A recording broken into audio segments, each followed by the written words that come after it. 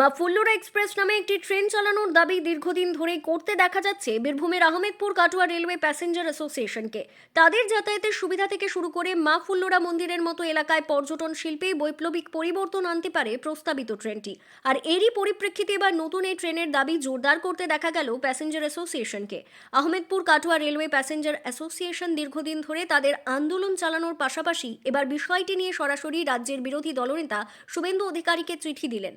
সরাসরি তার হাতে নিজেদের দাবি দাবা নিয়ে চিঠি তুলে দেন অ্যাসোসিয়েশনের সদস্যরা। বিরোধী দলনেতা তথা বিজেপি নেতা শুভেন্দু অধিকারী দলীয় কার্যালয়ে বৃহস্পতিবার লাভপুরে এসেছিলেন। সেখানে তিনি একটি সভা করেন, আর সেই সভা শেষেই অ্যাসোসিয়েশনের সদস্যরা বিরোধী দলনেতার হাতে চিঠি তুলে দেন। মাফুল্লুরা এক্সপ্রেস নামে প্রস্তাবিত যে ট্রেনটির দাবি করা হচ্ছে, সেই ট্রেনটি রামপুরহাট ও হাওড়ার মধ্যে যাতায়াত করুক, এমনটাই দাবি তাদের। ট্রেনটি আহমেদপুর, লাভপুর, কীর্ণাহার, কাটুয়া, ব্যান্ডেল হয়ে যাতায়াতের দাবি তুলেছেন তারা।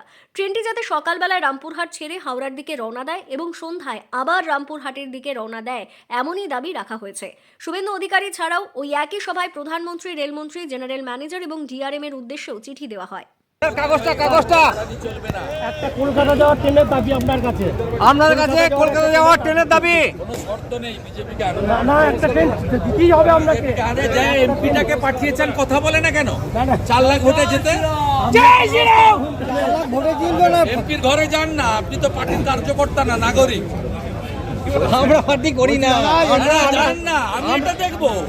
আমরা ইতিমধ্যে 5টা ট্রেন দিয়েছি জেলা। আপনি সকালে দিকে ব্যবস্থাটা করবেন। আমোদপুর কাটোয়া হয়ে নবদ্বীপ তা কিন্তু যার দায়িত্ব তাকেও ধরতে হবে। সেটা নাই ধরবো স্যার, সকালে দিকে ব্যবস্থা করবেন। স্যার সকালে দিকে অনুদান একটু ভোট বললেই হয়, একটু বললেই হয় সকালে।